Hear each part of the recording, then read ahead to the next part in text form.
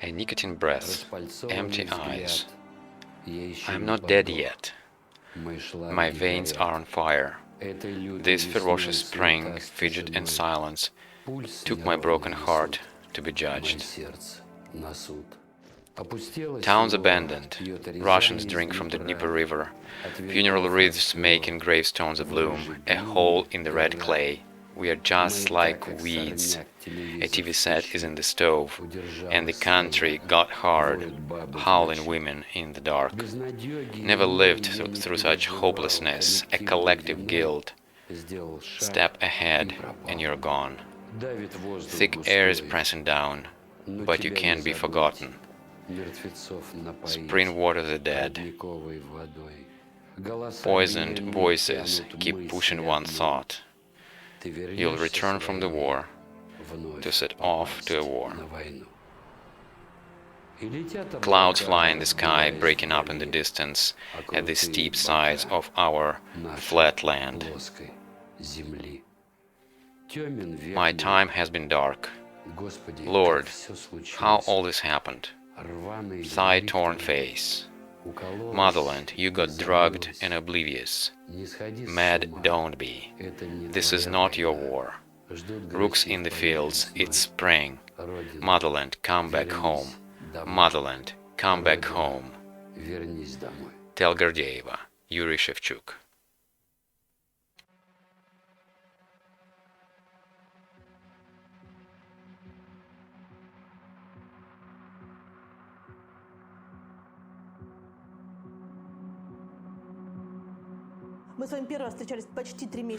First, we met almost 3 months ago, right after the war started.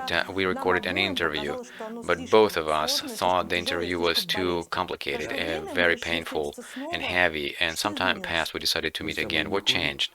We don't smoke, as minimum. We're just as nervous and concerned, but we don't smoke. Seems like something is moving somewhere. Do you think we're used to the war? I'm not. What about the people around? Some people, yes, they are. You know, if 2-3 months ago people were in shock, now our people, they're trying not to think about it. They're trying to take it away from their soul, from their head. I know many people, when they get together, and they say, like, talk about anything but not war. Just imagine that. And it's not because they're callous. It's not because they don't have empathy. It's their self-preservation instinct. They have to live on and take their children to school. The war exists, but between the people it's disappearing. And just look at Nevsky Prospect. A lot of joyful people, beautiful people, dressed up, tourists, they're smiling at the sun, at the summer, and there is no war. The same perception of the war as it was many years ago in Chechnya and before that in Afghanistan. It's like somewhere those boys are fighting, but usually they're not boys from cities, they're boys from villages, from distant villages where there is nothing to eat and there is no work, and they go to war. I'm not talking about everybody, but many people are trying to kind of push it away beyond the horizon, so to speak. Do you judge them? Well, I don't like it immensely, and it's the self-preservation instinct. These people, if such a war is started here in St. Petersburg, these people will be different. I'm just afraid that this is the only thing that may teach them to appreciate peace and think about other people as they think about themselves, and think about other children as they think about themselves, and think about other cities as they think about their own ones. And you remember when you came back from Chechnya in 1995 in January, and everything was the same here. Well, January of 1995, I was in Grozny city in Chechnya, and the beginning of February I came back to Moscow, and I still had dirt on my boots from Chechnya, and in Moscow everybody was having fun, kissing, they're sitting in restaurants, and everybody doesn't give a damn. And I had this post-war syndrome, as I was explained later. And how's it possible, 1,000 miles away, and people are dying there? Old women, children, civilians, Chechens, Russians, soldiers, death. Horrible. And you just fly 1 hour and a half, 2 hours, and nothing. That's just how humanity works.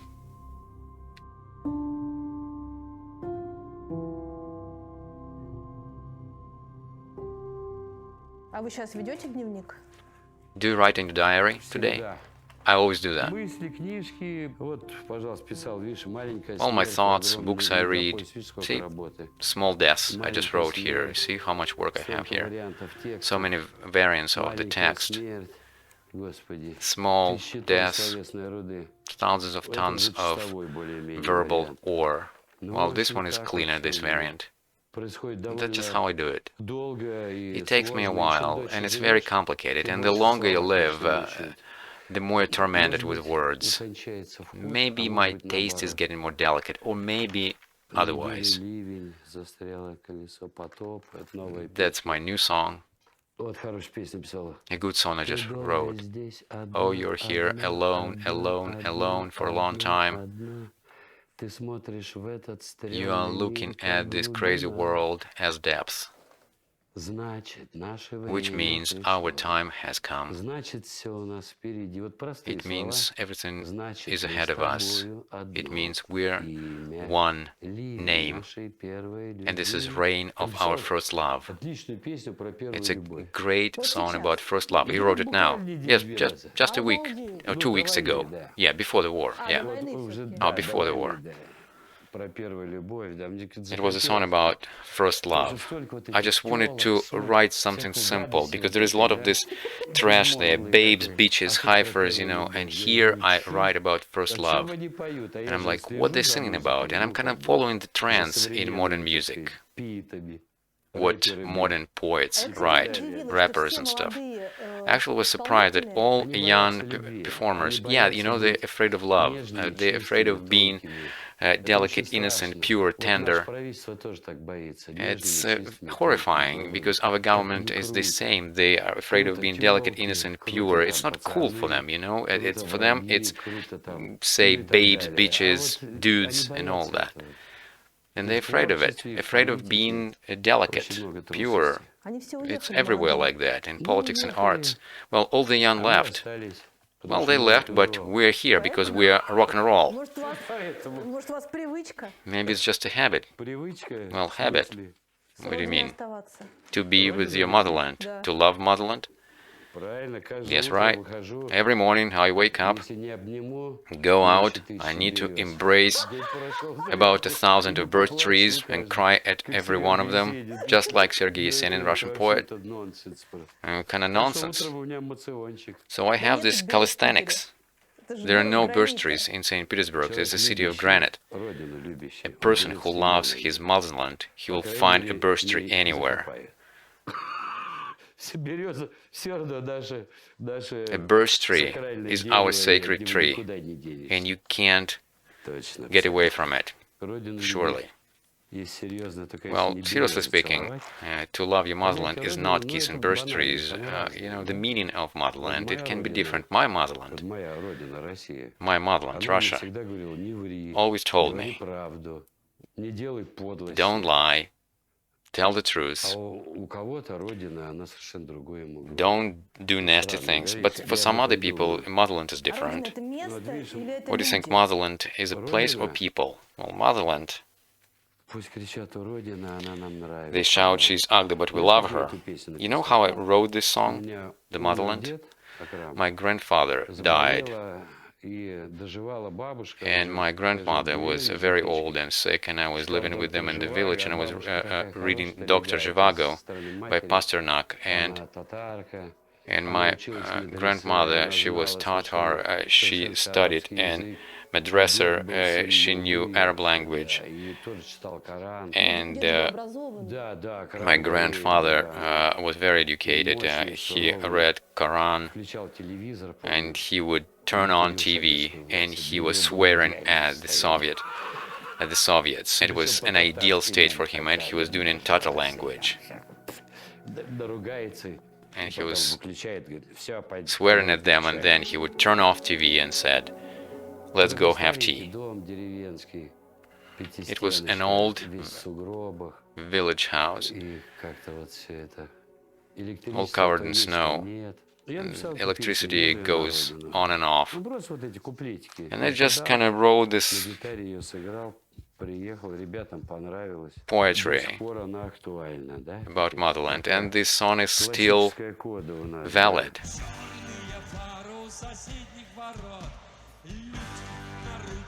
Порванный рот. Сколько раз покатившись, моя голова с переполненной плахи летела сюда, girl.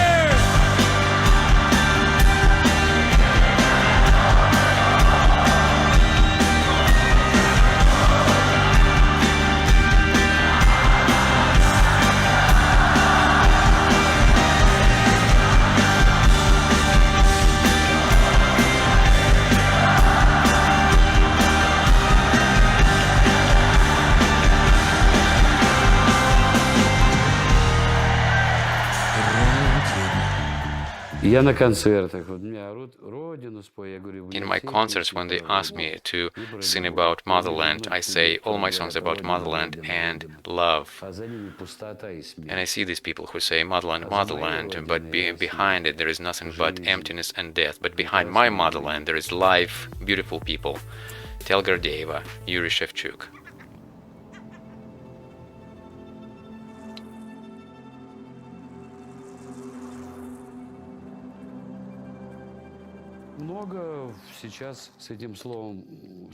There is a lot about this word. In our country, people have different understanding of this word, motherland, and we need to clarify the meaning of this word, and I've been doing it all my life. Probably it is my work, or my calling,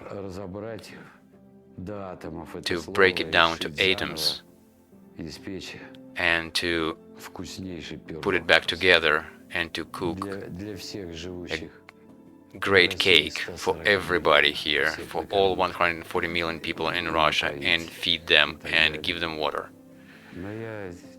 and so on. But I'm not a cook.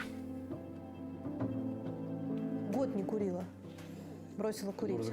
I haven't smoked for a year, Тяжелая. Я бы не хотела курить. and I wouldn't want to smoke. It's a very difficult time. You know, one Serbian monk in Pristina, it was a small monastery in a valley surrounded by mountains, and myself and a monk, we came out to smoke, and he said it's not a sin, and together with this monk we're standing there and smoking, and on the corners of the monastery there are 4 tanks, M1 Abrams, and there are some Italian soldiers from K4, and the monastery is surrounded by the tanks, and mountains are around it, and with my friends we came to this monastery. And monks are killed. Those Albanian militants with a sniper rifle, and they kill monks. They kill one and just leave. And those K4 soldiers, they're just sitting on their tanks and they don't care. And already 10 or 15 monks were killed. So and these militants killed those monks. And there are only 3 or 4 monks left in the monastery. And I asked this monk, why don't you leave? You know, I'm saying, old man, what are you doing? They're killing you. They're killing everybody, so you're alone here. And what I saw there, it was real valor. He kind of looked up in the sky and he said, this is my place. I said, why? And he said, because God respects us since he gives us such ordeals. God respects us. And then I wrote a song about it. God respects us because One is honored by their ordeals. And I don't know what happened to this monk, if he is alive or not. And then we left this monastery. We are leaving it, and I saw the monastery, and he was waving at us. He had this very ascetic look, absolutely holy man, and kindness in his eye, kindness like this spring sun.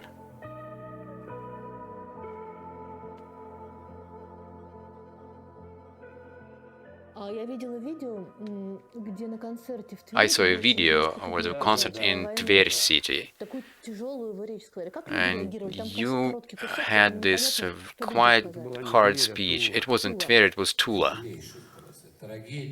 It's a horrible tragedy. Those who are older, and you know me, and you know that for 40 years we're playing and singing songs. And I'm thinking, what have I done to prevent this slaughter? And then you begin to think, how did you live? What have you done in this life, son? I've been thinking about it for a while.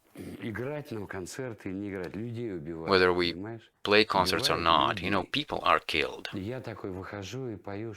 And I'm going on stage and I'm singing something, I say something, and I still have this thought, and it's sticking out like a nail in a glass of vodka. And I still don't quite understand, should we play it or not, but I think we should. We should talk to people, but we should talk to them seriously, calmly, and more like heart to heart. And I think we will continue playing these concerts, and maybe not even playing, but living through those concerts. But it's just in general very difficult, because you can't make a joke anymore as you used to do before. Kind of throw a joke like, let's say, Volodin, the Speaker of Duma, let's give Vladimir Putin a new honor. Let's call him Motherland. People are very nervous and very anxious. Very good people come to our concerts, and not so many people come just for pleasure. Kind of look at Shevchuk's hair or something like that, look at his strong muscles and abs. What they're up to? Well, they come there to think. I want to be understood properly. Of course, death, people die, war. It's all horrible, absolutely appalling and inhuman, and I can give it to many definitions, but at the same time, it's an epic time. Awfully tragic.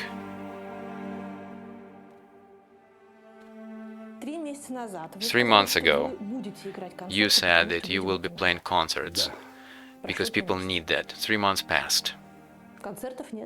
No concerts.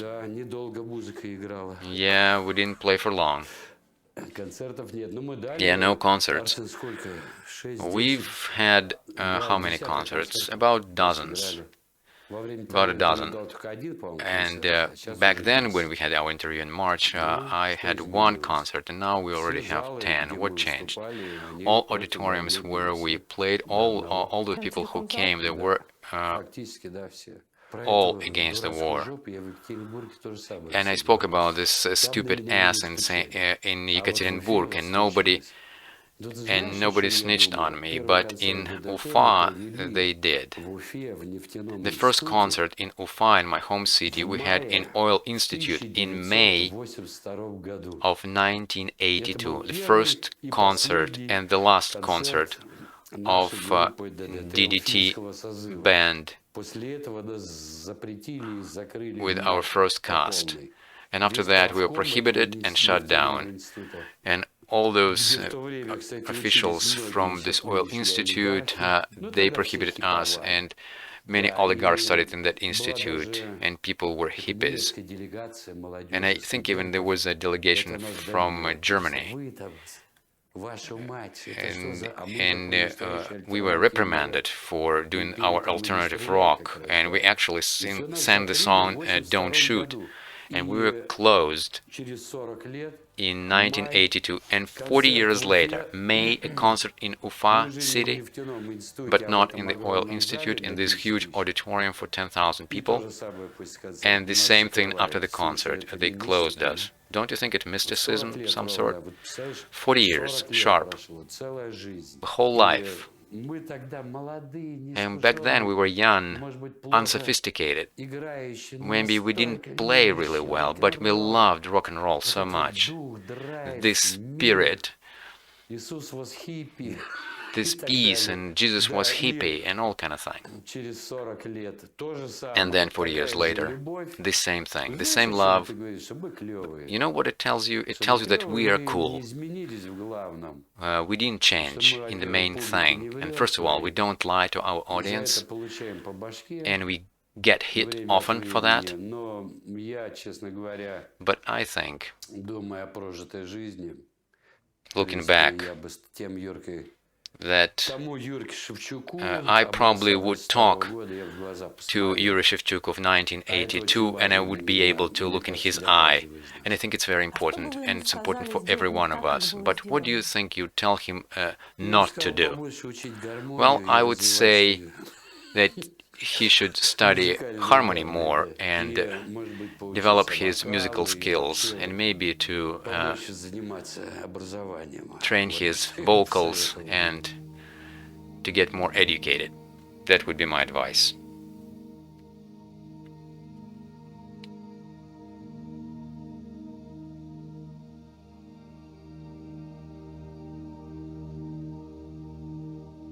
Почему вам лично были важны эти 10 концертов, которые вы сыграли с момента начала войны? Why these 10 concerts were so important from the beginning of the war? But we actually could do 40 or 50 concerts. It's important because at the beginning it felt very awkward.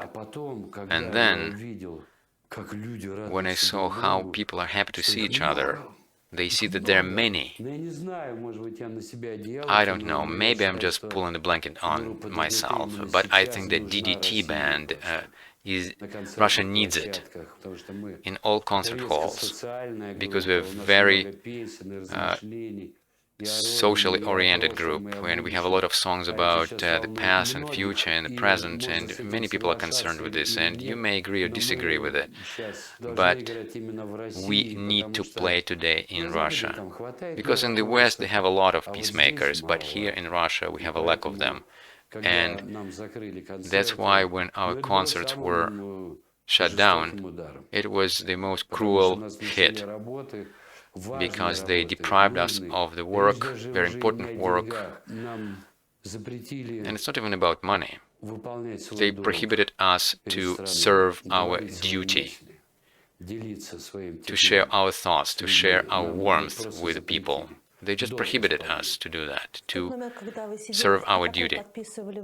When you were sitting there and signing up that paper that they gave you, so did you regret for a second that you didn't leave? And just imagine this, you know, the audience is screaming in DDT Shevchuk, and the audience is boiling, and I'm going through the stadium to my dressing room. And all of a sudden this policeman popped up on my right and then on my left, and more and more and more, and then some people dressed in civilian clothes. And then I get to my dressing room, and they're right there, crowded at the door, kind of looking at me. I'm like, oh, come on, you know, why are you frozen there? Get inside, and let's take a picture and kind of leave me alone. I'm soaked wet, and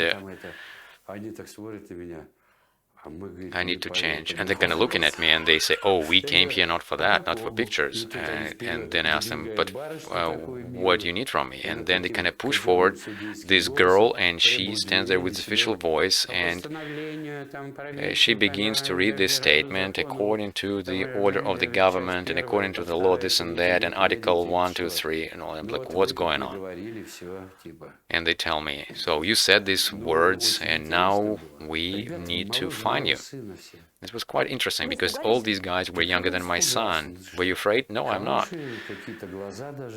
Some of them had pretty good eyes, maybe with some skewed look, but they had those cameras, police cameras, that were recording me.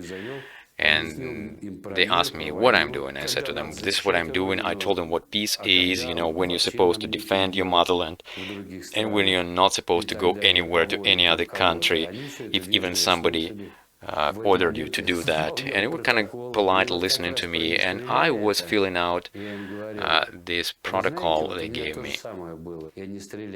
And I said to them, you know, this song "Don't Shoot," I told them that I sang this song 40 years ago, and I said, your counterparts, your older friends, 40 years ago, they were interrogating me in KGB, and they were saying exact same things that you were saying to me, and you were saying defamation of the army, Soviet authorities, but here it's defamation, not Soviet authorities, but these authorities. And you know, back then, the authorities changed, and the regime changed, and I said, what's going to happen if today the regime changes in a year? So what you gonna do? And first time they kind of looked at me, and they walked around, and they said, can we take a picture with you? And I said, of course, come. And then we took a picture.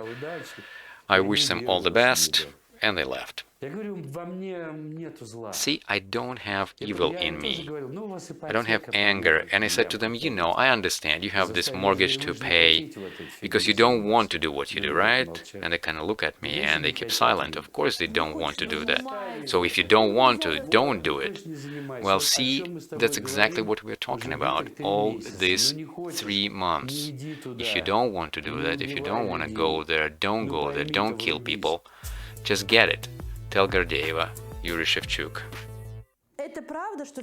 Is it true that all those 10 concerts that you played since the beginning of the war, you played for free? Well, my children, they're grown up, and I don't really need a lot of money.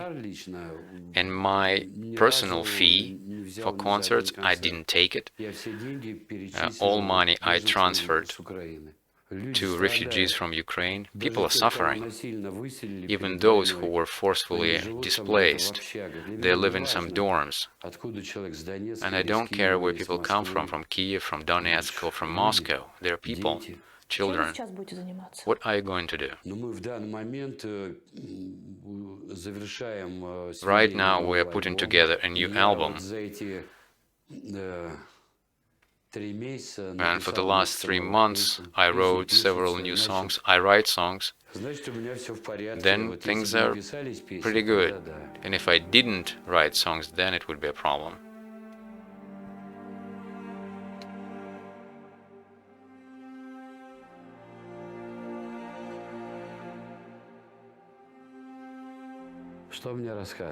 What a sleeping train attendant could tell me, clinking empty glasses on the table at the compartment window that quickly passes stations outside, policemen smoking in the snowy desert, and our world, like a silly schoolboy, shamefully turned his pockets inside out, standing head down before God.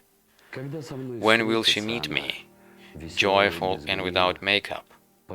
Will those words transpire on the piece of paper that I have squashed and then carried in my head like in a trash bin, believing noble pantomime and its deceiving beauty? When minutes become long hands of an imminent death, what will we measure time with?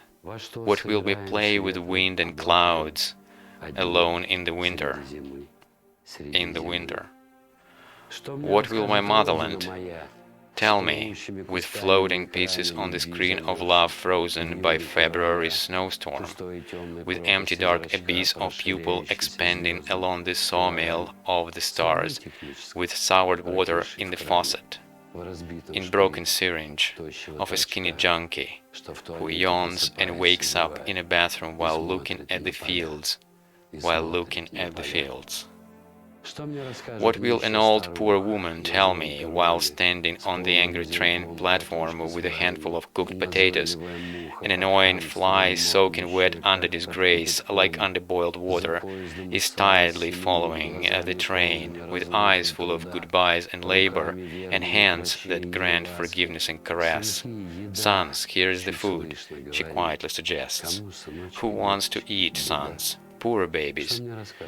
We're in awful trouble. What will these cities tell me? Skyscrapers, storages, and someone's halls, garages animated with graffiti, dilapidated brick wall fences, depressing, shaky atmosphere that catches all the weekly trains, which makes it sick to death. The outskirts of this repose no one appreciates. Hard to believe so many generations are in the blood of this release. Yet is the other two around always, a church, a home of births, are like some warmly burning candles. So where all of them are going, what saves us all in distant panoramas that can be seen in those suicidal cities where every gesture, every feeling counts, where everything is terminal except for trifles that are so loved by the eternity. I want to understand us, snot-noses, who shout in the space, no, we aren't slaves. We aren't slaves. I just want to say that the Russians are not slaves. We are just under occupation. They shoot at us with mines and hail of propaganda. They cut us with cruel laws. They kill us every day. They kill our memory, our mind, and our spirit. But we are standing here, and there are heroes among us, and those heroes, they never call themselves slaves. I really wanted to say that. We are not slaves. I was on the train going to Pskov, and I was there with guys who were coming from Ukraine, our contracted soldiers, and they were in a horrible state. They felt really bad. Well, see, I remember all this when I was in Chechnya. Is it similar? Yes, of course. It's strange. In Russia, we managed to enter the same river 3-4 times.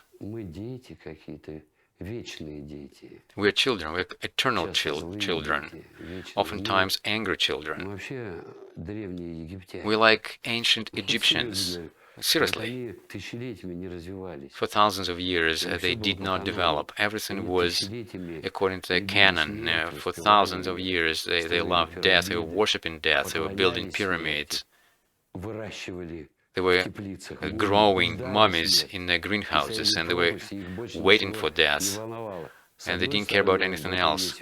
On the one hand, of course, there is some greatness in it, because imagine every day you wake up in the morning and you think about death, and how it's going to be up there, and what's going to happen, and we are very similar to them. We don't think about life. How beautiful it can be. We are little children, angry children, because these children, they never lived well, especially in provincial Russia. Nothing changed there. The same crooked fences, the same outhouse in the garden, and they don't have gas, they warm their houses with firewood, the same drunkards on the benches, the same salary and pension. So that's Motherland. Yes, of course, and it's all the same. And the TV set today, before it were icons. Nothing changed. The same ideology. For thousands of years, we're like ancient Egyptians. And of course, seriously, when the president says, support my special operation, it's like nothing to lose. Like those ancient Egyptians, we're like, okay, fine, whatever, so we'll jump there, we'll go here, because enemies are around us in these Nubian deserts. I always think about it, but we need to speak, we need to tell the truth the way we understand it. I come to the audience and I say, all of you are of different political views. You have different idea of the world, and you pray different gods. but we are people, come on, we are people. And you won't walk in the street, and you won't hit an innocent child or swear at an old lady, and you wouldn't do some nasty things because you're a human being. But why then you let our authorities do these things? Far away, we have this Amun-Ra, sees everything there in heavens, sees everything. And maybe we are like children to these parents, to these authorities. We say like to Amun-Ra, we say, we give you our fate, we put it on your shoulders. And this Amun-Ra is like slave on the galley, is turning on and turning off the sun as he wishes, as he pleases. That's great.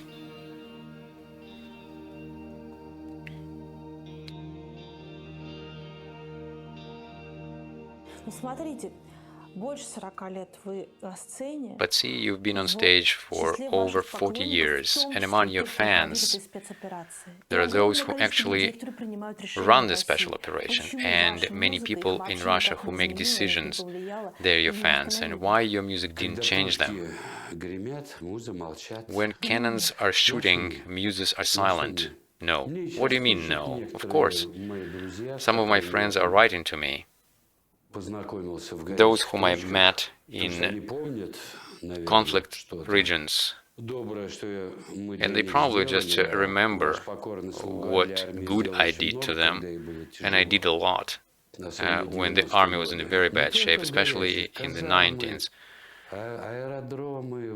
And not only in the conflict regions, but airfields, barracks, borders.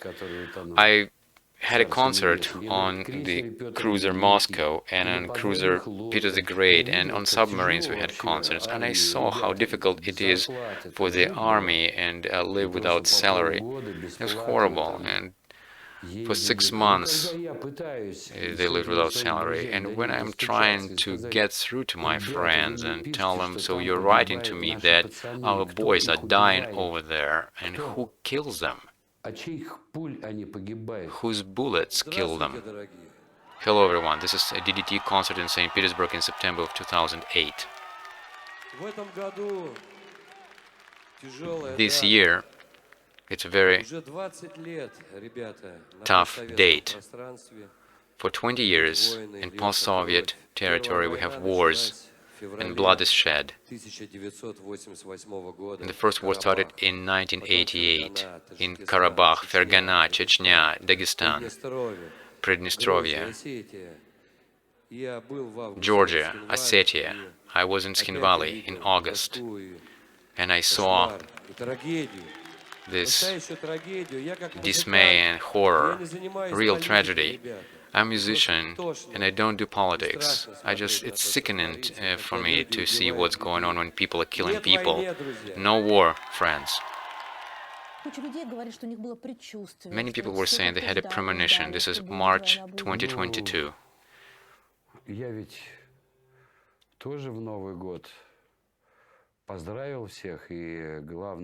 In the New Year's Eve, I greeted everyone, and my main wish was to avoid the war. My parents, who lived through World War II, every New Year celebration, they would raise the first toast to peace. And back then, I didn't think that this toast would be so urgent as today. I didn't think that on the official TV channels, more and more often they will be advertising war, as if it's fashionable shampoo or banking services or expired ketchup. Well, somehow, people feel that it's okay, but it's not good, it's always painful. But how is it possible that we grew up in this atmosphere of anything but war, and on May Day it's more and more like a holiday and celebration? How is it possible that it became acceptable? You see, my father was a veteran, and he finished the war in Austria, but he didn't speak about about the war too much because he didn't learn about it on parades. He crawled on his stomach through the war. And real veterans, they never boast about their medals. On May Day, he always had a glass of vodka. It was a sacred holiday for him. But you see, our authorities, they started using this theme for their own purposes. On the one hand, they say it's holiday and good thing, but at the same time, they kind of put this word war, war, war there, and they say we can repeat it. And our good people were receiving this. It was hitting their mind, and they got used to this word war. And you see, even with this sacred day can be used by some people for their own purposes, and they will get what they want. They kind of raise people in this atmosphere. They always say that people support this, that people are pro-war. What do we know about people? Do they support or not? Well, see, the people, they're so tired of everything. I have a great friend, a very handy guy. It's great to go fishing with him. He knows where to fish, perch, and other fish. And he's a great guy, very friendly. But as soon as we have a drink and we start talking about politics, and I say to him, in the West, it's not as bad as they tell you. People are protected there. And I say to him, let me take you to Finland. Oh, fuck Finland, I don't need Finland. And he takes another drink, and I say to him, they have free medicine, they have free education, they have different salaries, but he has to moonlight all the time, and he never paid. And he's like, I don't give a damn about Finland, I'm not gonna go anywhere because everybody is a slave there. I said, what? Who's slaves? He say they're capitalist slaves. The whole West is a piece of shit, and I can't get through to him. But at the same time, he's a great guy, friendly guy. But here he's kind of fixed. He's like, fuck all this Finland and this shitty Europe and this pedophiles and this and that. Why? Why? Fear. Fear. Yes, of course, fear. They're afraid of this cognitive dissonance, because if he's gonna go there and he sees that what I told him is true, and if he realizes that, then it's gonna be a tragedy for him. His whole world will be shattered. He will realize that he thought wrong. He perceived world wrong. The whole thing will be destroyed. But you know, people don't like when something is destroyed for them, especially inside them. Some beliefs, some opinions about life, about their neighbors.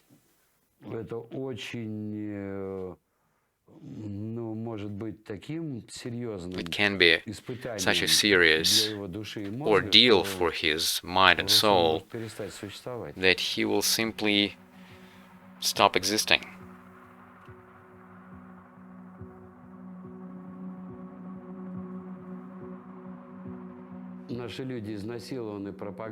Our people are raped with propaganda.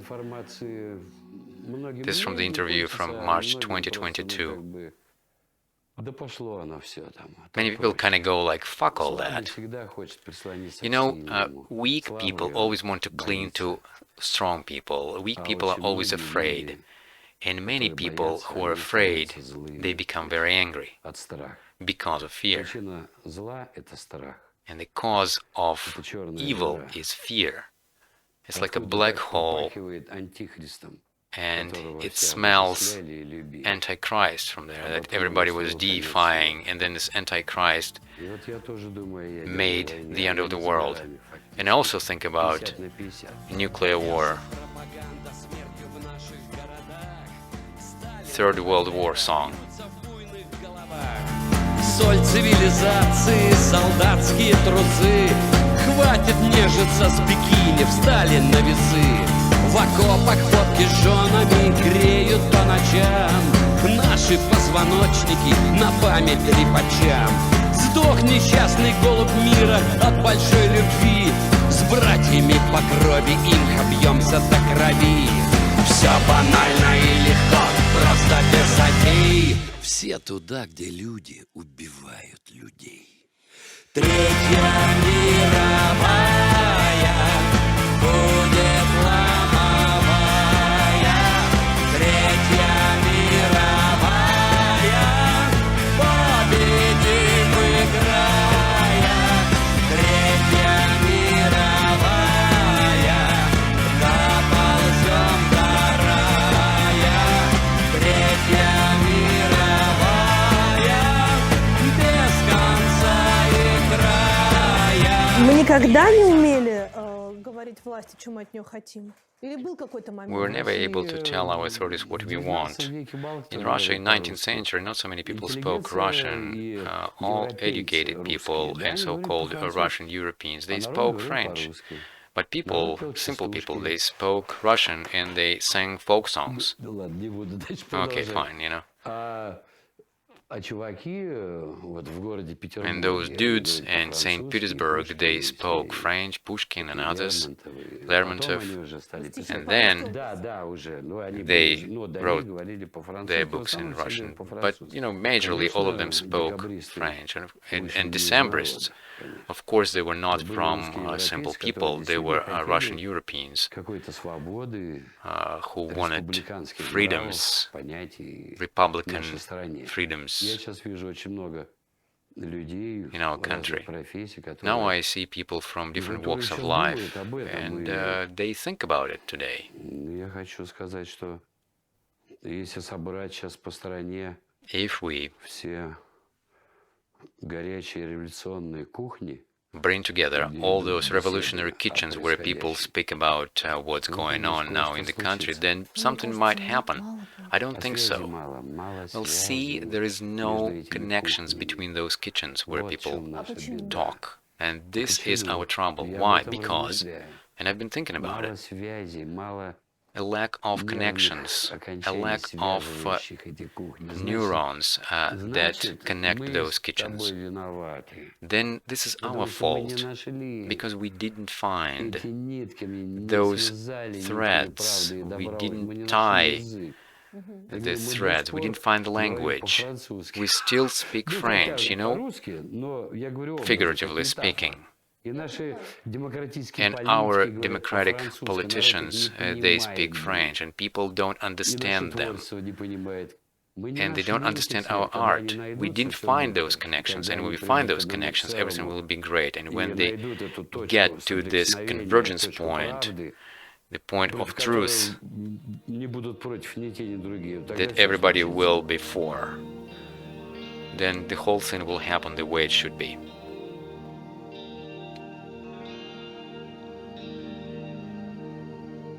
So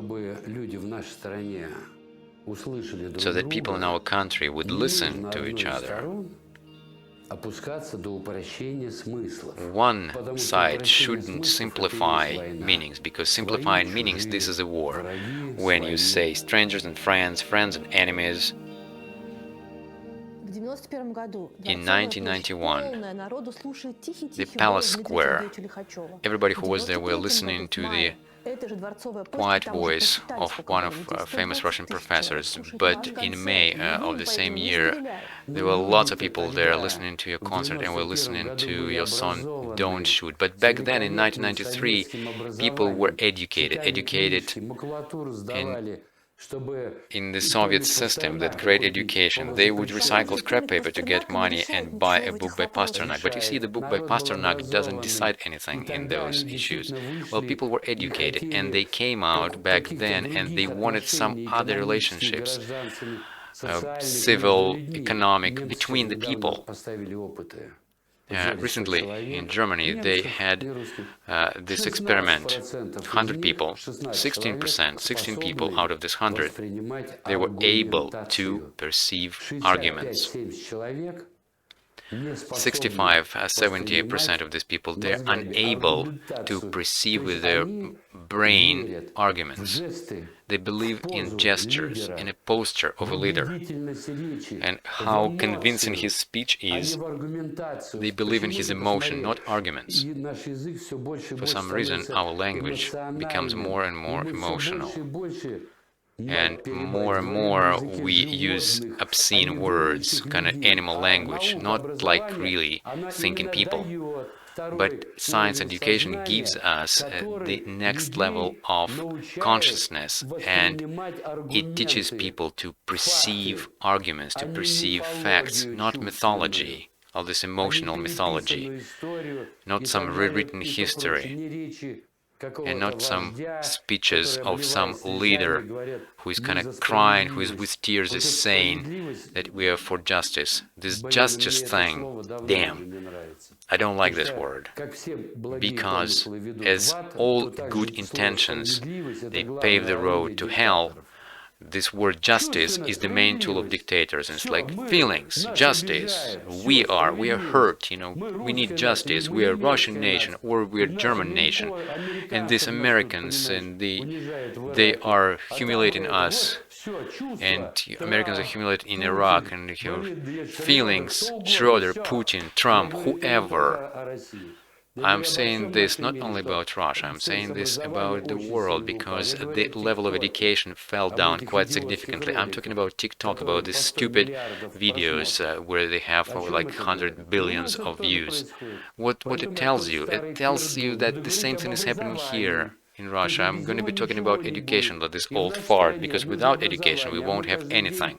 And in our country we need education. We're spending here billions of rubles on war, but we need to send this money to education, and this is what's important for our people. Then everything will change. But you see, education is not just books. It doesn't guarantee that things change. Of course, books don't heal, but education is a whole complex of how you raise people. First of all, parents, they shouldn't drink and beat their children and beat each other. You need to raise social level. This is what we're supposed to do all those years when we had money from selling oil. And you, me, and all those educated people were shouting about this at every corner: education, education, education. First thing that I remember, my mother was reading me Pushkin fairy tales, and I think I turned out all right. And the first word that I learned and I said, and my mother was shocked, it was impressionists. Not mother or father. This is what she told me. She was laughing actually at it, because she was absolutely crazy about Manet, Degas, all these impressionists, Renoir, her favorite artists. And when I was little, she was showing me the books with pictures, and all of a sudden I just say this word, impressionists. And my mother said, okay, fine. She's telling to my father, he will be an artist. Do you still draw? Even on fences. I don't draw, but I work with our designer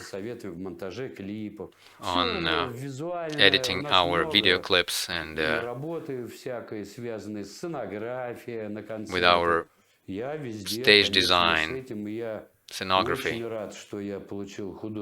Actually, I'm very happy that I have art education, because it helps you in everything, and just in general, arts help you everywhere.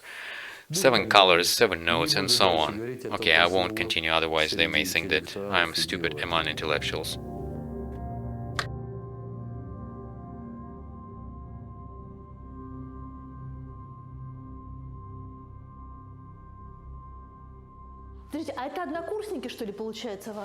Are these your classmates or these friends of my childhood? Mirza, Lina, and Indus, Barovsky, all my friends. I composed the song Rain. It was 1980s, and I finished it. And actually, this song turned out to be better than my painting, so that's why I decided to write songs. Where to go? That's a new song. Alena is singing it.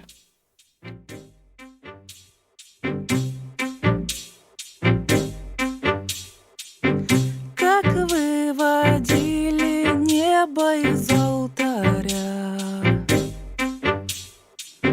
ломали крылья, били из винтаря, разлив по банкам, глоткам, голосам, досталось всем по 200 грамм. Куда бредем над пропастью воржи? Глубок обрыв, небо, поле, расскажи о том, во что мир верит, правит им, что человек неповторим.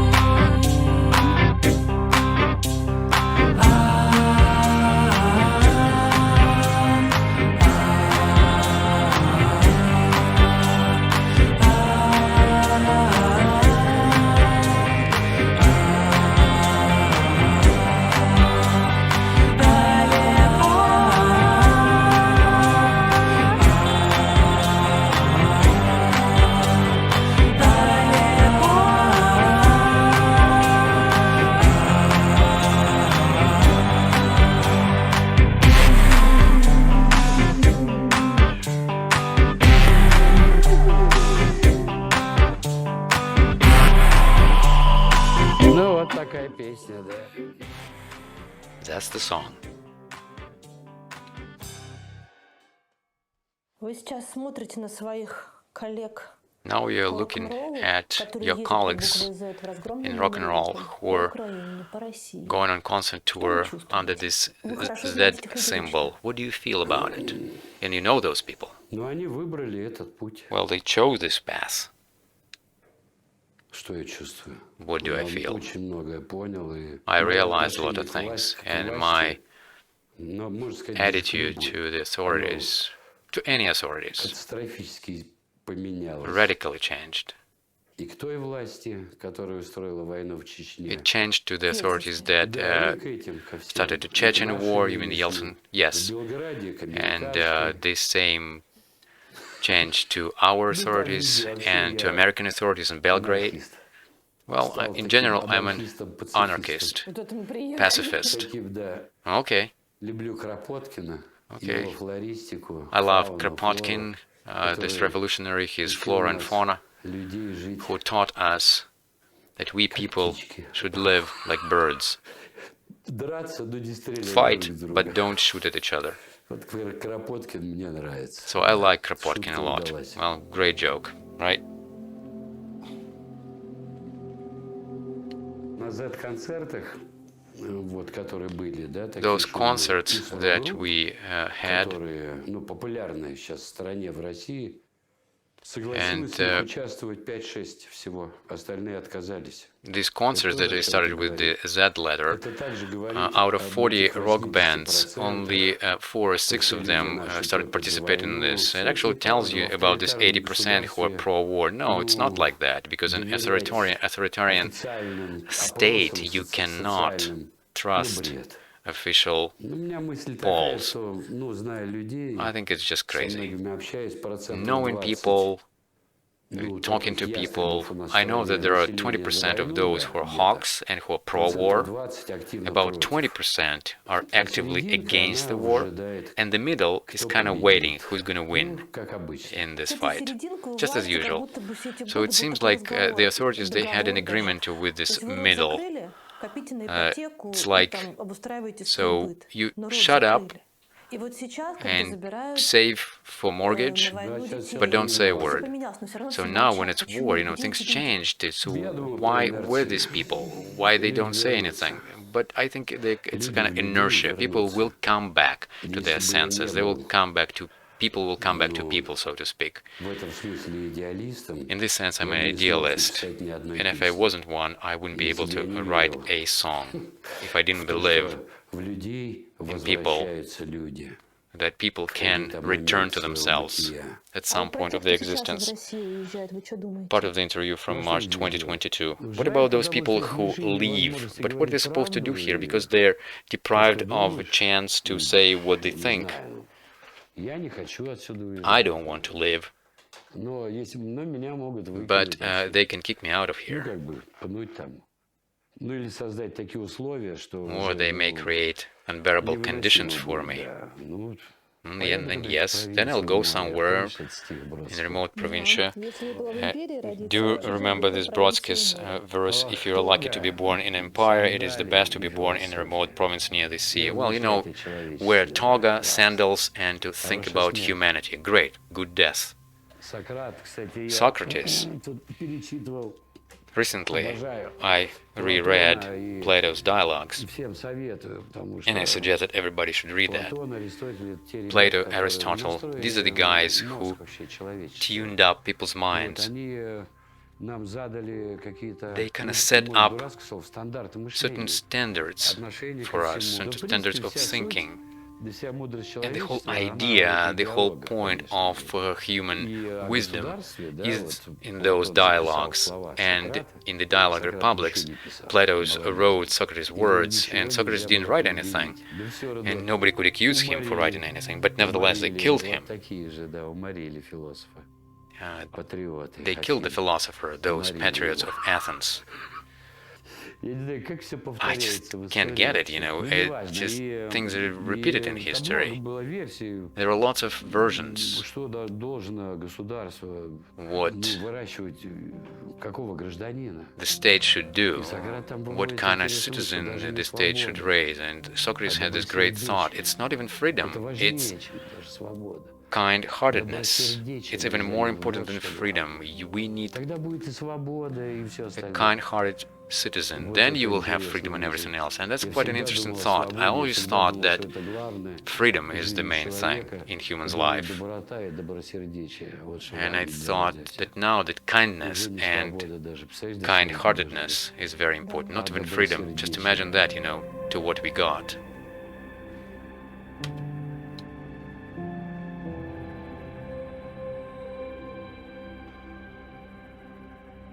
Сейчас все в депрессии, в какой-то такой вот Now тоске. everybody's in Как вы себя depression, утешаете? Вот в чем вы находите утешение? very anxious. And how do you console yourself?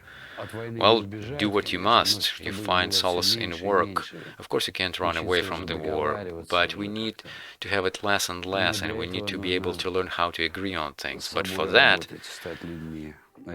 we need to work on ourselves. We need to become people. And it's very difficult. The same is dirt, the same is devastation, stealing. The Asia is the same, which spreads between two European cities. My Russian Christmas greetings I send to the survived Titmice. The paranoia is the same is anguish and the pathos of those political conventions. And people silently await the promised fair, cause people's mouths is the same. The same are Neolithic bureaucrats. The neon slogans say, "It will be fucking great." The bureaucrats are of the same policing breed. The same is blood and snot that's oozing from the broken noses. The same is cheerful patriotism that's spreading everywhere. Airplanes propelled with firewood are in the sky. The same are Lenin-Stalin communism that firmly stuck in our heads. Butts, legs, exhausted by the pop. It sings the same important song about arising from the knees.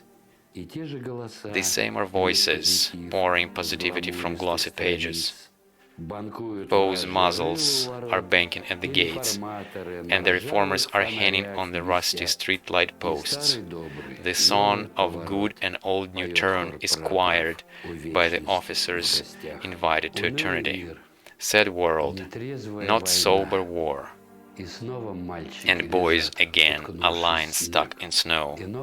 The country is expecting an offering from us. The offering, as always, needs the same infamous human being. Как мы все будем смотреться, вот если попробовать там подняться, да, и посмотреть How are we на gonna нас, look там, не знаю, if с we try to расстояния look at стоять? ourselves Как это все будет from the выглядеть? distance of 100 years? How the whole thing will look? Много вариантов. There are many variants. Which one you like the best? Ну, какой ваш? Well, what is yours? Many variants. Давай на хорошее. Okay, let's Давайте. pick a good one. Вот это самое страшное вот сейчас. За последние, ну, наверное, вот десятилетия. Over the last А может decade, быть, вообще or из-за maybe a столетия. whole century, Вот это вот то, что сейчас творится. what's happening now is Если most awful thing. человечество из этого If выползет, the humanity manages to crawl out of this cocoon, the cocoon of evil that we are nailed into, this hatred, cynicism, indifference, and when we fly out of this cocoon, spread our wings and fly away, where? Wherever we want. It's important to fly. It's important to flap your wings, like in that movie, you know? A bird doesn't know how it flies. It doesn't think about it. It just flies, and that's the joy. Милосердие или справедливость? Mercy or justice? I would answer this like this. Sometimes those who fight for justice, sometimes they manage to achieve mercy. And I think these are great times. Well, it would be great to actually live to that. Freedom or stability? It's a very interesting question. Freedom should never be perceived by us as something that's granted. Europe, before the war, it took it for granted. And it got complacent, you know, it kind of wagging its tail. But freedom is not granted.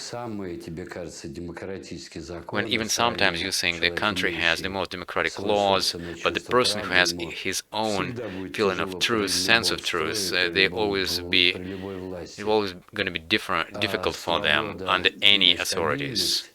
But when we say freedom or stability, I would say kind-heartedness, mercy, and empathy. All the rest will come later on its own. Родина или истина? Motherland or truth. There are three things about patriotism and motherland. Some people think that motherland is family. Some people think that motherland is state. And the third category thinks that motherland is the whole world. My idea is to bring all three together using education and hard work and veins. We need to bring these three paths in one, because while they're separated, we can't do a fucking thing. But we need to bring them together, have this great road, pave it up to the Far East, and have a great ride. So let's just imagine where we're going to see each other a year from now. The main thing is not to be in hell. Often I think about it, being an old sinner. Tell Gordeeva, Yuri Shevchuk.